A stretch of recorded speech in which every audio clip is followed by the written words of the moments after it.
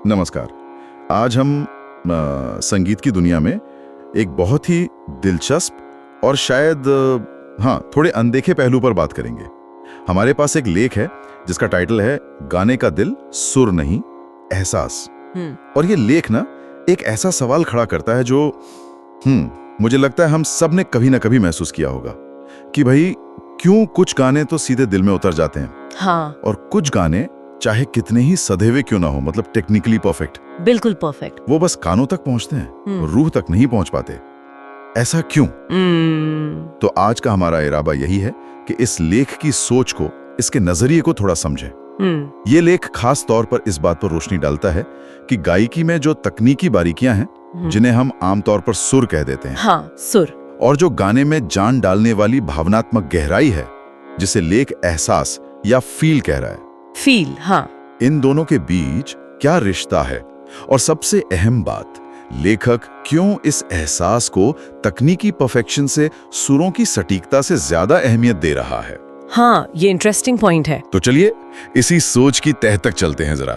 वैसे शुरू करने से पहले ही ये ख्याल बड़ा लुभावना सा लगता है, नहीं? हाँ, बिल्कुल। कि क्या वाकई किसी गाने की असली ताकत, उसका जादू, उसकी तकनीकी कमी या खूबी से ज्यादा इस बात में है कि वो कितनी सच्चाई से गाया गया है, कितनी ईमानदारी से, कितने एहसास के साथ पेश किया गया है। क्या सच में सुर से ज्यादा दिल मायने रखता है? ठीक है, तो खोलते हैं इस गांठ को। लेख की शुरुआत ही एक आम सी लगने वाली पर बहुत गहरी समस्या से होती है। अच्छा। वो ये कि अक्सर गायक शायद अपनी ट्रेनिंग की वजह से या परफेक्शन की चाह में सुर पर तो बहुत ज्यादा ध्यान देते हैं। हाँ, ये तो है। रियाजी उसी का होता है ज्यादातर। हर नोट सही जगह लगे, आवाज का उतार चढ़ाव एकदम सटीक हो, लेकिन इस कोशिश में गाने की जो फील है, उसका जो जज्बा है, वो कहीं पीछे छूट जाता है। ओके। और फिर होता क्या है, गाना सुनने वाले को छू नहीं पाता, वो कनेक्शन नहीं बन पाता। हाँ, और यहाँ ये देखना दिलचस्प है कि लेख सिर्फ फील कहकर बात खत्म नहीं करता। अच्छा। बल्कि वो ये बताने की कोशिश करता है कि इस फील का मतलब क्या है असल में, इसे लाया कैसे जाए। ओके। ये कोई हवा हवाई बात नहीं है। लेख के हिसाब से फील लाने का मतलब है गाना गाने से पहले उसे अपने अंदर महसूस करना। पहले महसूस करना। हाँ, सिर्फ सुरों को याद करके गा देना नहीं, बल्कि गाने के हर एक शब्द को, उसके मायने को अपने अंदर उतारना, उसे जीना। जीना? हाँ, जैसे एक्टर करते हैं। कुछ वैसा ही समझ लीजिए। अगर गीत में दर्द है तो उस दर्द को महसूस करना, जैसे वो आपकी अपनी कहानी हो। अगर उसमें प्यार है तो उस प्यार की गहराई में डूबना। ये सिर्फ गाने की तकनीक का मामला नहीं रह जाता फिर। तो ये एक तरह से उसे जीने की बात है। हाँ, ये उस एहसास को जीने और फिर उसे आवाज देने का प्रोसेस बन जाता है। बिल्कुल। ये सिर्फ शब्दों को आवाज देना नहीं, बल्कि उन शब्दों के पीछे छुपे जज्बात को आवाज देना है। हाँ, एग्जैक्टली। और इसी बात को और पुख्ता करने के लिए लेख में एक बड़ी सीधी लेकिन बहुत असरदार बात कही गई है। क्या? एक ऐसी पंक्ति जो शायद गायक और सुनने वाले के रिश्ते का सार बता देती है। वो लिखते हैं, जब तुम खुद रोते हुए गाओगे तब सुनने वाला भी रोएगा। ये तो बहुत बहुत गहरी बात है ना? ये पंक्ति वाकई सोचने पर मजबूर करती है। ये कितनी सीधी तरह से गायक के अपने अंदरूनी एहसास, उसके वास्तविक अनुभव, हाँ, और सुनने वाले पर उसके पढ़ने वाले असर के बीच एक पुल बना देती है। सही। ये सिर्फ गायकी की तकनीक की बात नहीं है, ये तो जैसे भावनाओं के सीधे प्रसारण की बात हो रही है। एक तरह की इमोशनल टेलीपैथी। इमोशनल टेलीपैथी, वाह। हाँ, ये कह रहा है कि अगर एहसास सच्चा और गहरा है तो वो अपनी राह खुद बना लेगा, वो सुनने वाले तक पहुंच ही जाएगा, शायद तकनीक की दीवारें लांग कर भी। ये एक बहुत शक्तिशाली दावा है वैसे। हाँ, ये दावा तो गायकी को सिर्फ एक कला नहीं, बल्कि एक गहरे मानवीय जुड़ाव का माध्यम बना देता है। सही।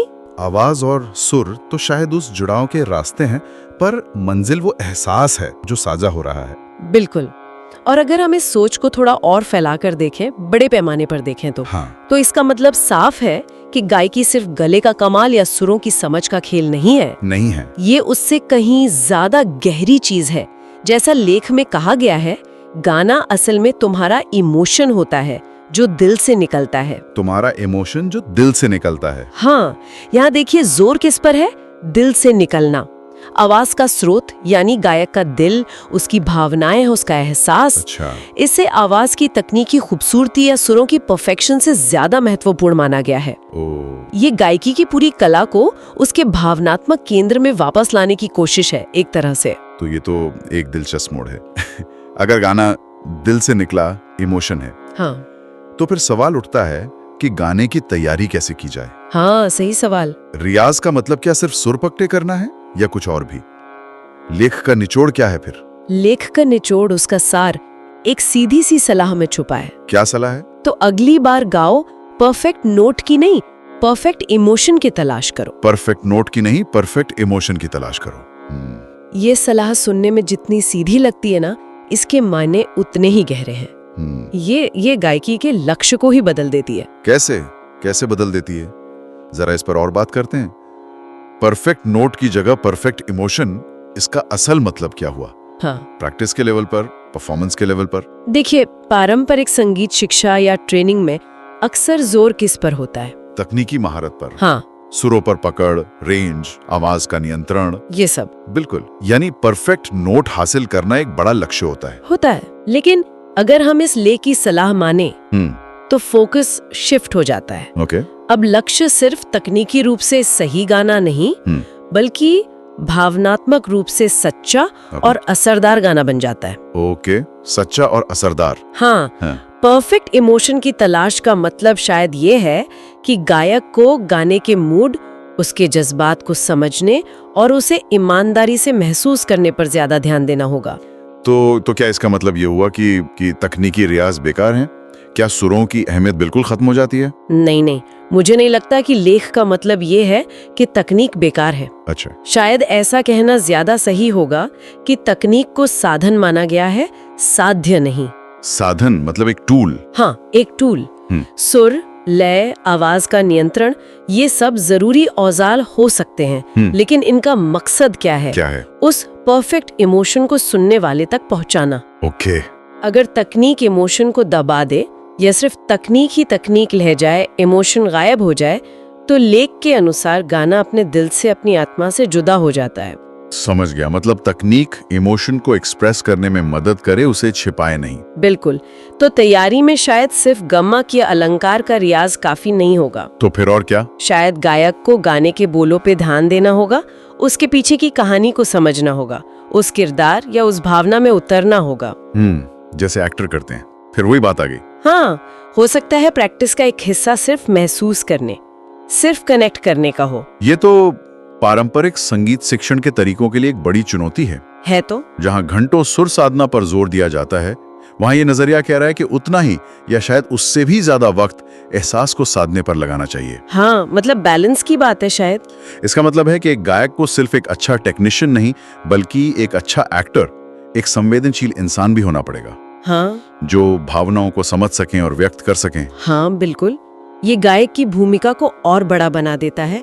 उसे सिर्फ आवाज का जादूगर नहीं, बल्कि भावनाओं का कम्युनिकेटर बनना होगा। Communicator of emotions. हाँ, और सुनने वाले के लिहाज से देखें तो ये नजरिया बताता है कि हम शायद किसी गायक से अनजाने में ही सही, उसकी तकनीकी कुशलता से ज्यादा उसकी ईमानदारी, उसकी प्रामाणिकता, ऑथेंटिसिटी, उसकी तलाश कर रहे होते हैं। सही बात है। जब कोई गायक दिल से गाता है तो भले ही सुर थोड़ा इधर उधर हो जाए, वो बात हमें छू जाती है। हाँ, ऐसा होता है। क्योंकि शायद हम सिर्फ गाना नहीं सुन रहे होते, हम उस गायक के एहसास से जुड़ रहे होते हैं। ये बात सोचने लायक है। कितनी बार ऐसा होता है कि कोई बहुत टेक्निकली परफेक्ट गाना सुनकर हम कहते हैं वाह क्या गाया है। हाँ, तारीफ करते हैं, लेकिन वो दिल में नहीं उतरता। और कभी कोई बहुत सीधा साधा, शायद तकनीकी रूप से उतना पॉलिश ना भी हो गाना, सुनकर आंखें नम हो जाती हैं या रोंगटे खड़े हो जाते हैं। बिल्कुल, वो गूज़बम्प्स वाला मोमेंट। हाँ, शायद यही वो एहसास है जिसकी बात ये लेख कर रहा है। बिल्कुल, वो जो रोंगटे खड़े होना है या आंखों का नाम होना है, वो शायद परफेक्ट नोट का रिएक्शन नहीं है, वो परफेक्ट इमोशन का रिएक्शन है, जो गायक ने ईमानदारी से महसूस किया और हम तक पहुंचा दिया। सही कहा। ये नजरिया हमें संगीत को सुनने और परखने का एक नया आयाम देता है। हम सिर्फ ये नहीं देखते कि कितना अच्छा गाया गया, बल्कि ये भी महसूस करने की कोशिश करते हैं कि कितना महसूस करके गाया गया। महसूस करके गाया गया, ये है कैच फ्रेज। हाँ। तो अगर हम इस पूरी बातचीत को समेटें तो इस लेख से जो मुख्य बात निकल कर आ रही है वो ये है कि गायकी में सच्चा असर पैदा करने के लिए, सुनने वाले से गहरा नाता जोड़ने के लिए तकनीकी सफाई यानी सुर अपनी जगह जरूरी हो सकता है, लेकिन उससे भी ज्यादा जरूरी है प्रामाणिक भावना यानी फील। हाँ। गाने को सिर्फ सुरों की तरह नहीं बल्कि एक कहानी, एक जज्बे की तरह देखना। सही। उसके शब्दों को महसूस करना, उन्हें जीना और उस एहसास को अपनी आवाज के जरिए ईमानदारी से बाहर आने देना। हाँ, बिना किसी फिल्टर के। यही शायद गाने के दिल तक पहुंचने का रास्ता है इस लेख के मुताबिक। हाँ, और एक अंतिम विचार के तौर पर ये लेख इस धारणा को बल देता है कि शायद कला, खासकर प्रदर्शन कला जैसे गायकी का असली जादू उसकी मानवीयता में छिपा है।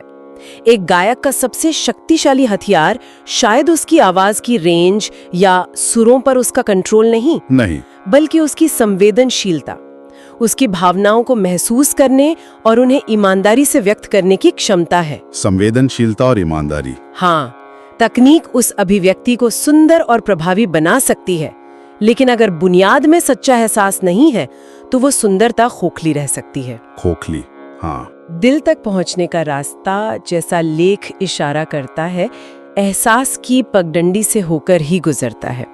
तकनीक हाईवे हो सकती है, पर मंजिल तक पहुंचाने वाली पगडंडी शायद एहसास ही है। वाह, हाईवे और पगडंडी, ये बड़ी एनालॉजी है। हाँ, ये बहुत गहरी बात है। और इसी सोच पर हम अपने सुनने वालों को छोड़ जाते हैं एक सवाल के साथ। जरूर। अगर हम इस नजरिए को थोड़ा और फैलाएं तो क्या ये सिर्फ गायकी पर लागू होता है या किसी भी कला, चाहे वो पेंटिंग हो, लेखन हो, अभिनय हो, किसी भी आर्ट फॉर्म में? हाँ, उसका असली मकसद क्या है? क्या वो अपनी तकनीक का लोहा मनवाना है या फिर वो इंसान के दिल के किसी तार को छेड़ना है, कोई गहरा एहसास जगाना है? और ये जो परफेक्ट इमोशन की बात हुई, क्या ऐसी कोई चीज सच में होती है या ये बस पूरी सच्चाई और ईमानदारी से महसूस करने और उसे वैसे का वैसा बयां कर देने का नाम है, चाहे वो कितना ही अपूर्ण क्यों ना लगे? बिल्कुल सोचने वाली बात है। क्या परफेक्शन जरूरी है या ईमानदारी?